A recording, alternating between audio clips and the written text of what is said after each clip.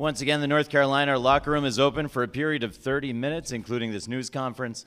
We're joined now by the head coach, Roy Williams, along with Justin Jackson and Kennedy Meeks. We'll ask Coach Williams to begin with an opening statement, then we'll take questions first for the student-athletes only. Coach. Okay, the thing that's easy to say and easy to understand, we're relieved. We feel very lucky, feel very fortunate. We're still playing, but the fact of the matter is we're still playing. These two guys up here, Kennedy, I thought was awesome. I thought he controlled everything inside, 25 points, 14 rebounds, 11 of 13. I thought he was just sensational. Justin made, I think, 3 big threes in the second half when the tempo got going up and down a little bit more. You know, it was a little weird there at the end because I'm standing almost on line with that 3 that I think it was Dorsey that shot it, and there was no way that ball was going to go in the basket. And it bounced around. It went below the rim and it crawled back over top and went back in. And so that was pretty weird. But and then we missed a bunch of free throws. But we talk and work on little things all the time. I tell them if you line up on the rebound spot when your teammate's shooting the free throw, you're trying to rebound. You're either trying to tip it out or get a rebound. And Kennedy went there. No, Joel, I think, first went there and missed, and then Kennedy went there and missed, or vice versa. And then Kennedy got the second rebound. And so we do work on those things. We do talk about those things, but feel very lucky, but that's okay. It doesn't make any difference. We're still one of 2 teams playing on Monday night. Questions for the student-athletes at this time? Student-athletes only. If you have a question, please raise your hand. We'll send a microphone in your direction, and let's start just to the left of the aisle, right here in row number 3. Brett Friedlander, North State Journal. Kennedy, could you go through that last sequence with the 4 free throws missed and your rebound, and how strange was that? Have you ever been involved in a game that ended like that?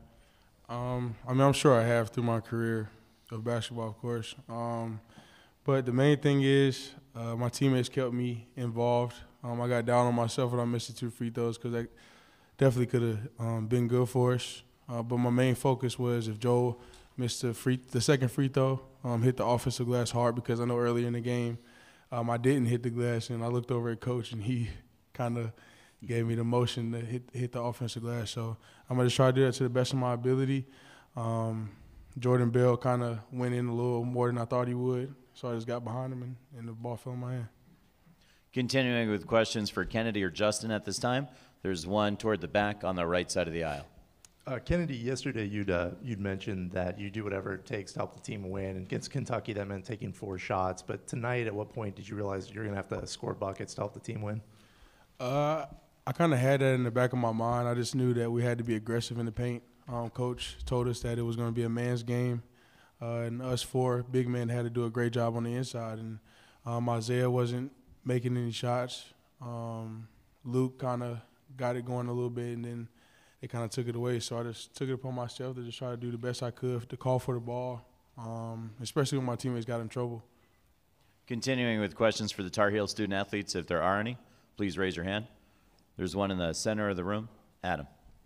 Hey, guys. Adam Zagoria for both you guys.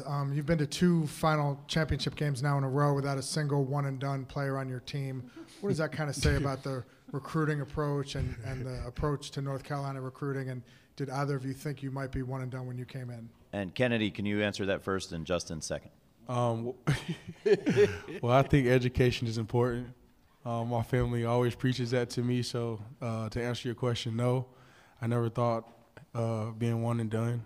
I knew that this was going to be a great program for me, a great coaching staff that would teach me how to become a man over the course of the 4 years. And it's a great outcome, I think. I think I'm a great product from what Coach Williams has started off. And Justin. You know, there's nothing bad about, schools that might have a lot of one-and-dones. But coming to a place like this with a coach like Coach and brothers that you can call family for the rest of your life, there's nothing better than that. I mean, at the end of the day, this is the second Final Four that I've been to in my 3 years, and it's the second that he's been to. And so, there's nothing better than winning.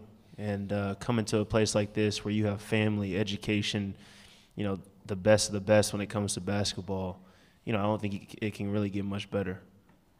On the right side up front, Nancy. Nancy Armour with USA Today Sports. Kennedy, you said that you kind of felt you needed to take it upon yourself. What what does that feel like when you know that this could be the last game, that if you don't take it upon yourself, you guys are going home? I think I know it might have been too late, but I kind of realized that during the Butler game when Coach got on me for not boxing out, and I sat out for a couple minutes.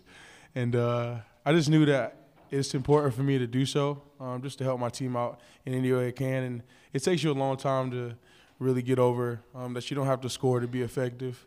You don't have to shoot all the shots to be effective. You can do other things, rebounding. I told Isaiah that before the game. I know he's been in a slump, but he can rebound the ball. He can get assists. He can get steals and do all those things above. So I just took it upon myself to do the best job I could, whether that was me having a great defensive game or scoring the ball when I can or getting all the rebounds. On the left side toward the back, Howie. Howie Cassone, New York Post. For both players, how do you think the experience of last year's title game will impact how you head into this game? We'll ask Kennedy to take that first, and then Justin. I think this is maybe maybe like the 50th time that we've kind of answered a question about that. But I mean, at the end of the day, it's a different team. It's a different, I guess, different year. But I mean, we got to go into it. Gonzaga's a totally different team than Villanova was, and so we got to get, whoever has the scout, we got to get used to the scout a little bit. And then at the end of the day, it's just playing as hard as we possibly can when we get out there. I don't know how much we're going to really be thinking about, okay, we saw this last year, so maybe we can change it this year. So I think it's just going out there and playing as hard as we possibly can. Kennedy, anything to add to that? I think you're always going to have that in the back of your mind because it was a heartbreaking experience for us. We came so far last year. But like Justin said, this is a different team. We have different dynamics. We don't really rely on just one person to score the ball or two people to score the ball. And Bryce and Marcus, they did a tremendous job of leading us last year. I think it's more of a collective effort where everybody has to do a tremendous job of doing the things we do best, which is running the ball up the court, rebounding, and posting up inside. Toward the front on the left. Kiera Luck of Carolina Blues for Kennedy or Justin. You guys seemed out of sync the first couple of minutes in the first half. What made everything click for you guys to pull out this win? Justin, can you take that one first? Okay. Yeah, I mean, that defense that they play, it's totally different than anything that we've seen. I mean, teams like Louisville, they try to play a matchup zone, but with Oregon, it just looked different. And so, we weren't as aggressive, but I think once we kind of found, the spots that we could attack and we had better movement and spacing, I think that's whenever we kind of got into it. And then once we started getting stops, we didn't have to play against a set defense the whole time. And I think that was the biggest part of it is we were able to get out in transition and get better shots out of things that we wanted to do. And Kennedy?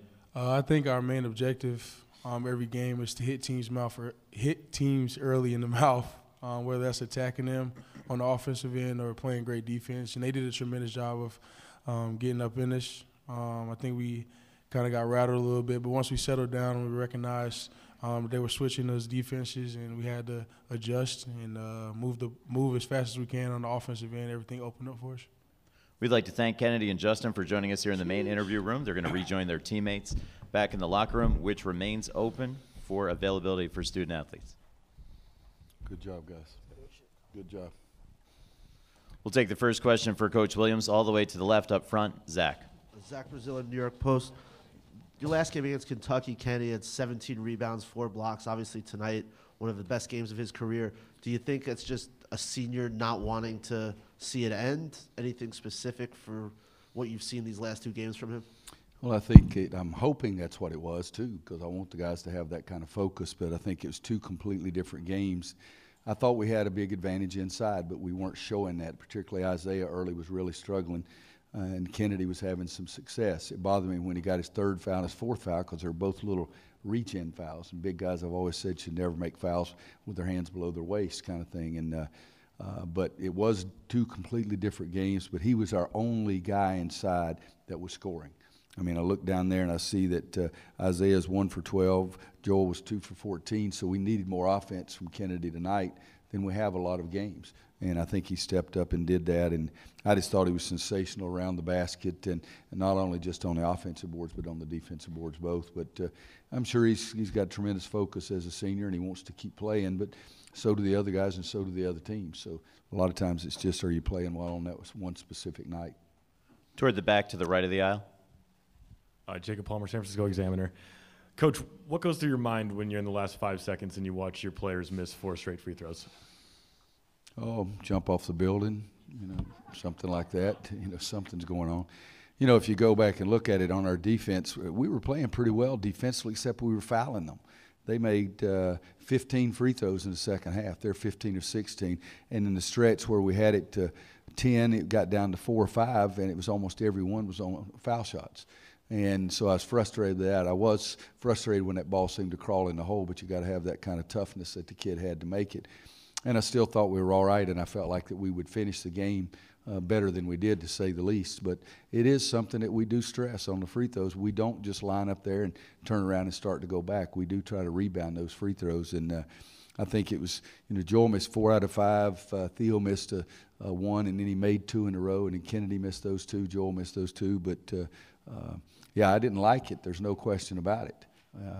They didn't have any timeouts left. I was hoping we'd get up 3 so we could be able to foul them and not allow them to take a 3-point shot, but they struggled shooting the ball. We caught them on a night that they didn't shoot the ball very well, too. I mean, second half they're 3 of 18 from 3, but, they can make free throws because there's a reason they call them that. You can't guard them then.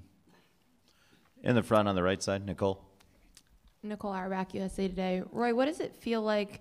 Obviously there have been a lot of questions about last year, but what does it feel like to get back to the point that you all wanted to get back to have that shot? Well, 2 or 3 emotions. I really don't think about it a lot. I really don't.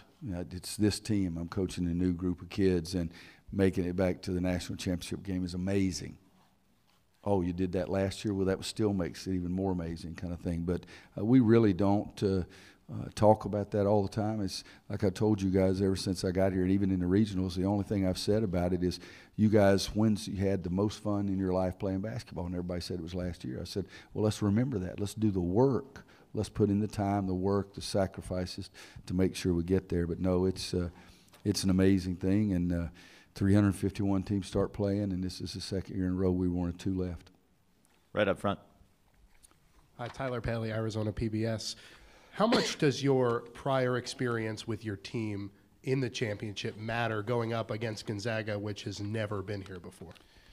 On game night, kids got to play. That's the bottom line. I've never won a game from the bench, and I may have lost some, but I know I've never won one. We've got to go out and play and do the best we can, and try to do the best we can on offense, and then the best we can on defense, and then the best we can on offense, and the best we can on defense. I looked at the score at halftime as I was walking off the court for the first time, because I was trying to focus on the way we were playing. Question over here was how we struggled offensively. Their defense was better than our offense early, but we helped us later because we started defending a little bit better ourselves, and then we could run out and play against their defense before they got set. Their defense was hard to find the openings that we usually find a lot easier than we did today. But it's very fortunate for us that we're still here playing. In the second row on the left. Hey, Coach, Kiera Luck. On Thursday, you said that practice wasn't as good. Was that a reflection of today? Was it like the same thing, or do you see a whole new set of issues? No, it was a whole new set of issues today. Practice, we stunk it up on Thursday. I mean, we really did. But, we've had 100 practices. Tomorrow will be practice number 101, and that doesn't include 5 to 10 during the break where we just had them come in and shoot. But we want to enjoy the dickens out of this one until midnight tonight, and that's not very far off, I think. And then we'll start focusing on Gonzaga. But Thursday's practice wasn't very good. I'm really thrilled that Joel didn't play very well, but I'm really thrilled that he was able to get through the game and not hurt his ankle anymore, and hopefully he'll play better. Isaiah needs to play better, Joel. I mean, if you look at it, it's 2 of our guys who started almost every game are 3 for 26. That usually means you get beat. But Kennedy and Justin, those guys really made some big plays. In the third row on the left. Coach, Gavin Shaw, Blaze Radio. You hinted at it a little bit earlier, but do you guys specifically practice tipping the ball out on those free throw plays in the closing seconds of games, or just in general? We practice tipping out on the free throws unless you can get the ball.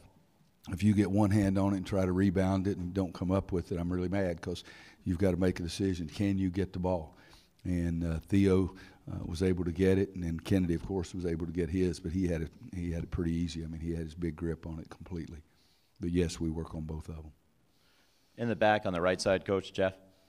Jeff Goodman with ESPN. Roy, with going through the academic investigation, it certainly hurt you guys recruiting-wise. How do you feel like it may have actually been a blessing in terms of getting 3- and 4-year players? I'm not the smartest guy in the world, but I know I'm damn sure not the dumbest. I don't think there's 1 second of that thing it's been a blessing. Not 1 second. People have tested my credibility, and I haven't appreciated that. It's been used against us in recruiting. There's not 1 second that I've thought that was a blessing. I wouldn't wish that on my worst enemy, and I don't have too many enemies, I think. On the right side toward the front. Coach John Walters, Newsweek. You've had an opportunity to play in quite a few Final Fours in the football stadiums. When you're out on the court, is it disorienting at all, or do you forget where you are and it's just another basketball game? You lose yourself in the game. The only thing I don't like is I like to sit on the bench, but it's terrible. You can't see down there. And, I mean, so that's a reason. I mean, during the course of a regular game, I sit down, I stand up, sit down, I stand up. But I'd rather sit most of the game. I could have more conversation with my staff and see if anybody's got any different ideas. But, you know, we played on a raised floor in 2009. I think it was a level floor in 2005. And, frankly, my dear, you could put me anywhere. You could put me in a hangar somewhere. If it's for a national championship, I'd be happy about it. Final question, back row. Simi Rieger, Tel Aviv, Israel, Roy. How do you judge how far your team comes from the beginning of your first practice to right now?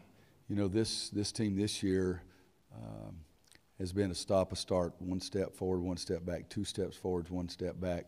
But they've really played pretty darn well on game day. I mean, I've been frustrated with them. Last year, we just got better and better and better. And, you know, we lost 3 or 4 conference games, 4, I guess, but we lost at Louisville, at Notre Dame, at somebody else, and lost to Duke at home. But we kept getting better and better. I've been begging and pleading and cajoling and kicking and stomping and screaming, trying to get them better defensively. And I thought in the second half today we were better defensively than we have been in quite a while. So after 100 practices, I hope you get better a little bit, or it means the coach is not doing a very good job. We'd like to thank Coach Williams for joining us here in the main interview room. The North Carolina locker room should probably still be open for a few more minutes for availability with student athletes. Coach.